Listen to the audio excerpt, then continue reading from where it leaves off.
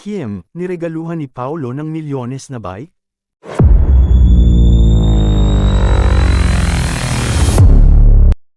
Ang bongga naman nina Kim Chiu at Paulo Avellino na spotted na magkasamang nagbabike.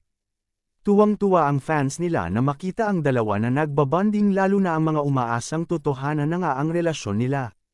Ang ganda at napaka-healthy nga raw ng bonding ng dalawa na mula sa running, sabay ring mag-gym at heto naman magkasama rin sila sa biking. Ang consistent nga nila at ganito raw ang kailangan ng mga netizen na mga artista para naman daw ma-inspire sila. Magandang paraan nga raw ito na i-promote nila ang healthy living sa fans nila. Isa nga raw yun sa hinahangaan ng fans ni Kim lalo na raw noong pandemic na nagpo-post ito ng workout videos niya. Very active raw kasi ito at kitang-kita rin naman sa katawan niya na malakas at fit ito at hindi lang pa sexy. Pero isa sa napansin din ng netizens ay ang bisikletang gamit ng aktres na grabe raw ang presyo. May nagsabi na mahigit 1 million pesos daw ito na allegedly bigay ni Paulo.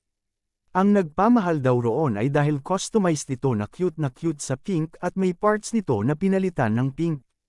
Pinagtalunan din ng fans na kung si Paulo nga ba talaga ang nagbigay nito dahil galante raw talaga ang aktor magregalo pero grabe naman daw talaga ang presyo noon.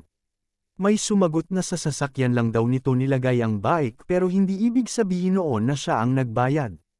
Spotted na magkasama sa isang bike session nitong Wednesday morning sina Paulo Avellino at Kim Chiu sa may Vermosa sa Imus, Cavite.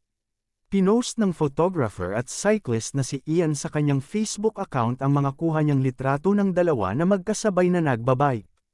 Kitang-kita sa kanyang mga litrato na nag-e-enjoy at nakangiti si Kim habang pinapaandar niya ang kanyang pink bicycle. Kasunod naman niya sa gilid si Paulo na tila binabantayan siya mula sa likod. Kilig na kilig ang Kim Pao fans sa bonding session na ito ng kanilang mga idolo na dumayo pa sa Imus para lang magbike. Super happy kaming lahat lagi namin kayo nakikita masaya at magkasama. Umaapaw siksik ligalig ang aming mga puso sa ligaya at saya, post ng isang fanny sa social media platform na X. Hula naman ng ibang Kim Pao fans na sa may Imus ang location ng first shooting day ng unang movie ni na Kim at Paulo na My Love Will Make You Disappear.